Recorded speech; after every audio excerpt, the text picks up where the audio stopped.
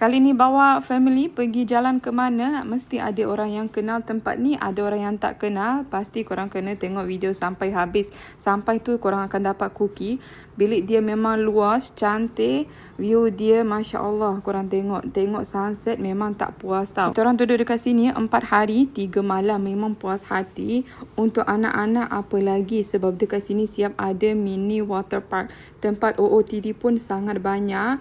Kalau korang ada anak, wajib datang dekat sini. Puas hati tahu, diorang main penat-penat malam masuk bilik je terus tidur. Korang tengok je.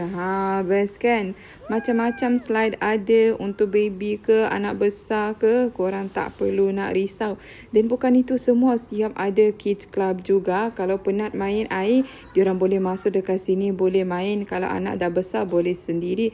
Kalau anak kecil, memang kena teman dengan mak bapak. Masa check-in, pekerja tu cakap jangan skip sunset. Memang betul, sunset dia sangat cantik dan lawa.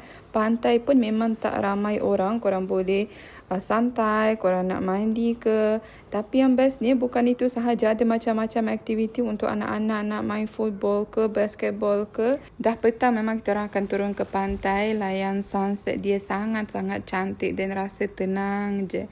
So kalau korang mungkin cari tempat nak bercuti ke, nak bawa keluarga ke, anak-anak ke, korang boleh juga datang ke sini, DoubleTree by Hilton dekat Damai Laut. Pasti akan puas hati. Itu sahaja, jangan lupa share video ni. Bye.